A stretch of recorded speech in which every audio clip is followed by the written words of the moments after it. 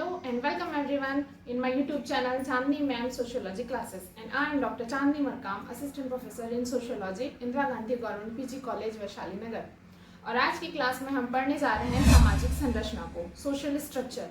तो चलिए ज़्यादा देर ना करते हुए करते हैं स्टार्ट।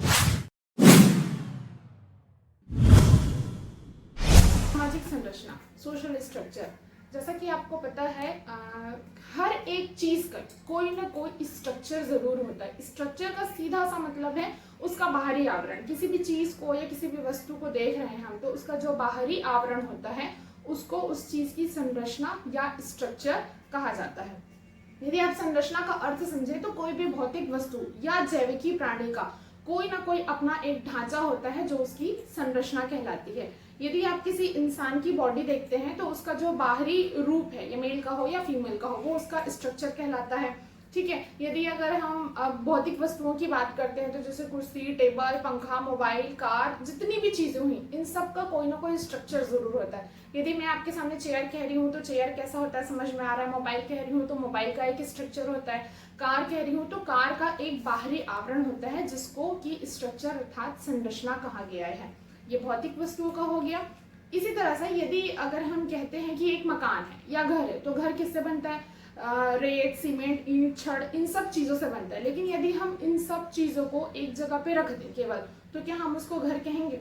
इन सब चीजों को एक व्यवस्थित रूप में रखने से ही घर का निर्माण होता है। तो वो उसके बाद फिर हम उस चीज को घर कहते हैं। जब रेत, सीमेंट, ईंट, छड़, इन सब चीजों को क्रमबद्ध और व्यवस्थित रूप से रखा जाए तब कहीं जाकर घर का निर्माण होता है। इसी तरह से यदि हम रेलगाड़ी कहते हैं तो रेलगाड़ी जो है वो इंजन, चक्के, उनके पुर्जे, इन सब चीजों से मिलकर रेलगाड़ी का निर्माण होता है। तो वो रेलगाड़ी का स्ट्रक्चर हुआ। ये भौतिक वस्तुओं का उदाहरण हुआ। यदि हम किसी जैविकी प्राणी की बात करते हैं तो उसकी जो शारीरिक संरचना का निर्माण होता है वो उसके बहुत सारे अंगों से मिलकर होता है, जैसे किडनी, लंग्स, हार्ट, उसकी आंखें, उसका हाथ, पैर, इंटेस्टाइन, ये सारी चीजों से मिलकर किसी मनुष्य के शरीर का निर्माण होता है। लेकिन इन सब चीजों को एक जगह पे रख दिया जाए तो शरीर का निर्माण तो नहीं हो सकता ना। ये सारे अंग व्यवस्थित और क्रमबद्ध रूप से जब जमे होते हैं तब शरीर का निर्माण होता है। और फिर जो शरीर का बाहरी आवरण है उसको हम किसी जैविकी प्राणी की शारीरिक संरचना का निर्माण कहते हैं और ये व्यवस्थित रूप से अपना कार्य करते हैं। तो जिस तरह से किसी भौतिक वस्तु के बहुत सारे अंग होते हैं, तब उन सब के व्यवस्थित रूप को हम उसकी संरचना कहते हैं। हम जैविकी प्राणी के एग्जाम्पल देख रहे हैं, उसके बहुत सारे अंग होते हैं, उनके व्यवस्थित रूप को क्रमबद्ध रखा जाता है तब एक शरीर का निर्माण होता है। उसी प्रकार से समाज की भी संरचना होती है, और जो सामाजिक संरचना होती है वो समाज के बहुत सारे अंगों के व्यवस्थित हो जाने से सामाजिक संरचना का निर्माण होता है। और इन अंगों को व्यवस्थित रूप में जब रखा जाता है तब सामाजिक संरचना का निर्माण होता है। तो आइए हम देखते हैं कि सामाजिक संरचना का अर्थ क्या है। वस्तुओं के बाहरी ढांचा को उसकी संरचना कहा जाता है। उसी प्रकार से समाज का भी एक बाहरी ढांचा होता है जिसे सामाजिक संरचना कहते हैं। और सामाजिक संरचना की व्यवस्था और व्यापक और जटिल होती है। क्यों होती है? क्योंकि समाज भी अत्यंत जटिल होता है। जहां पर भी संरचना शब्द का प्रयोग किया जाता है वहां पर समाज के विभिन्न अंगों के बीच में पाए जाने वाली व्यवस्था का बोध होता है, और समाज के व्यक्तियों के बीच में पाए जाने वाली उनकी अंतःक्रियाओं के फलस्वरूप जो है संबंध परिवार में या समाज में आते हैं। इन्हीं अंतःक्रियाओं और संबंधों से ही सामाजिक व्यवस्था का निर्माण होता है, और यही सामाजिक व्यवस्था जो है सामाजिक संरचना कहलाती है। अब समाज की जो सामाजिक संरचना है उसके बहुत सारे अंग हैं, जैसे हो गया समिति, संस्था, समुदाय, व्यक्ति, परिवार, आर्थिक व्यवस्थाएं, राजनीतिक व्यवस्थाएं, ठीक है, और सुरक्षात्मक व्यवस्थाएं। ये सारी जितनी भी चीजें हैं ये समाज के सामाजिक संरचना के अंग हैं, और इन अंगों के बीच में अंतःक्रिया पाई जाती है, निर्भरता पाई जाती है, इनके बीच में संबंध पाए जाते हैं जो एक दूसरे पर निर्भर होते हैं। तो ये जो निर्भरता है और अंतःक्रिया है ये समाज की व्यवस्था कहलाती है, और यही व्यवस्था जो है वो संगठन का निर्माण करती है। तो उस आधार पर सामाजिक संरचना का निर्माण होता है। यदि हम सामाजिक संरचना के इतने सारे जो विभिन्न अंग हैं उनमें किसी एक अंग की चर्चा करते हैं, मान लिया जाए परिवार की चर्चा करते हैं, ठीक है, तो ये परिवार है। परिवार में यदि न्यूक्लियर फैमिली की बात करते हैं तो हस्बैंड, वाइफ और उनके 2 बच्चे हैं।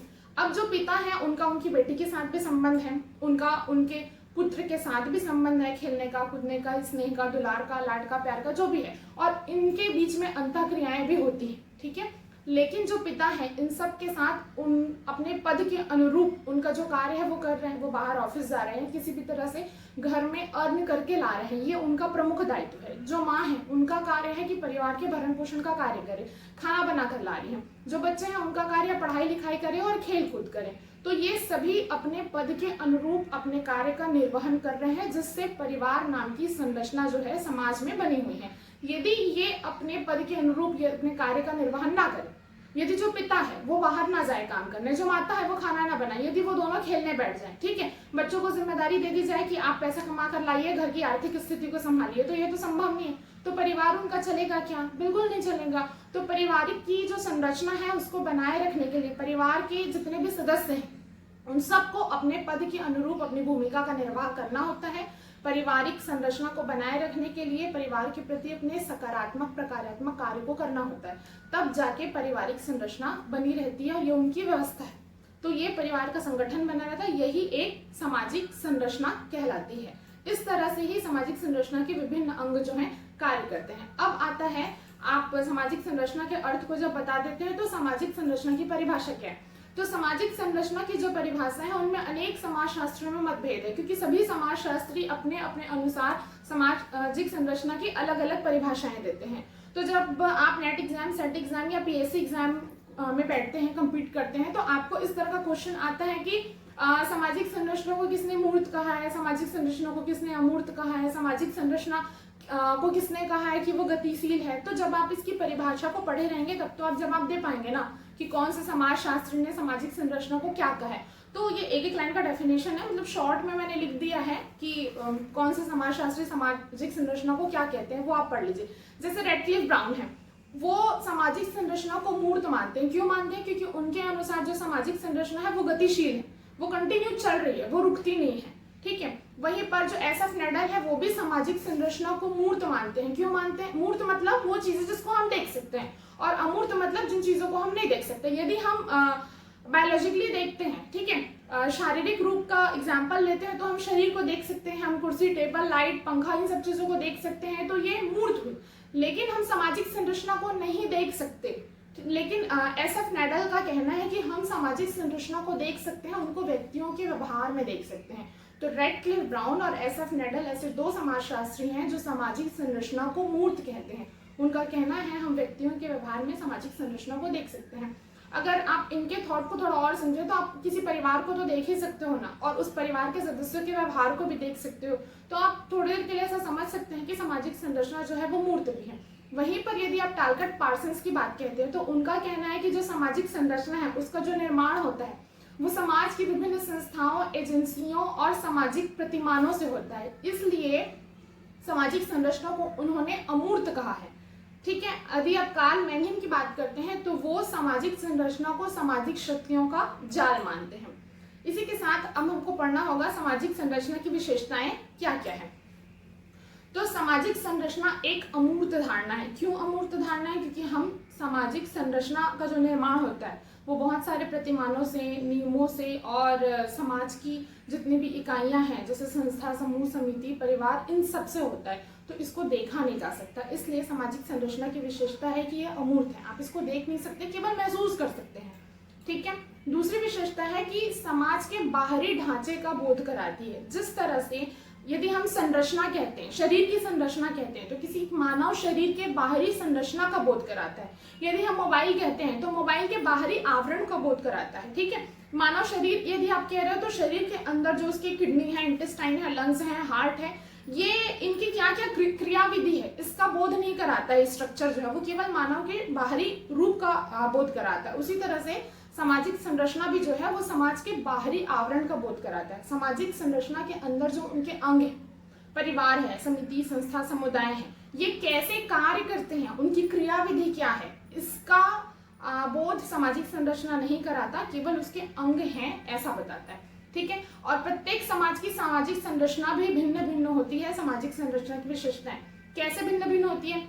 जैसे एक शरीर है और दूसरा शरीर है, मतलब जो दो मनुष्य हैं वो एक जैसे होते हैं क्या? अलग अलग होते हैं ना। हाँ, सबके अंदर के जो अंग हैं वो एक जैसे होते हैं। सबके अंदर किडनी है, सबके अंदर हार्ट्स हैं, लंग्स हैं, ठीक है, हाथ हैं, पैर हैं, सबकी 2 आंखें हैं, कान हैं, ये उनके अंग हैं। लेकिन जो उसका बाहरी आवरण है वो तो डिफरेंस है ना, अलग अलग होता है एक दूसरे से। इसी तरह से सामाजिक संरचना भी जो है समाज की अलग अलग होती है।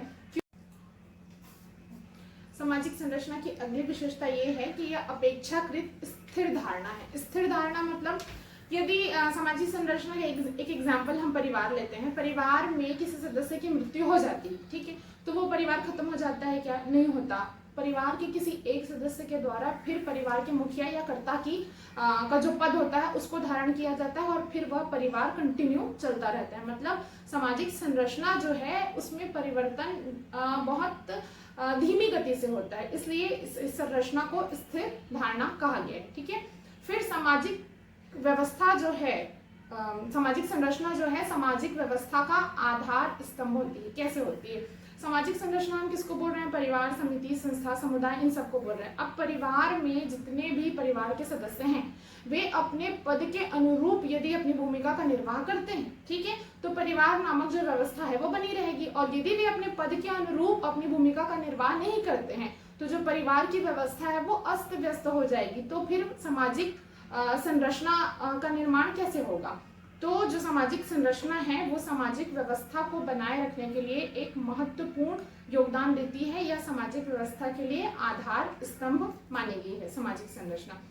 और जो सामाजिक संरचनाएं हैं ये बहुत सारी उप संरचनाओं से भी बनती है। जैसे जो समाज की सामाजिक संरचनाएं होती है जैसे समिति, संस्था, समुदाय, परिवार, इन सब की अनेक पृथक पृथक छोटी उप संरचनाएं भी होती हैं। जैसे कि समाज के प्रतिमान हो गए, विवाह हो गए, ठीक है, ये इनकी उप संरचनाएं हैं और अनेक उप संरचनाएं मिलकर सामाजिक संरचना का निर्माण करती हैं, ठीक।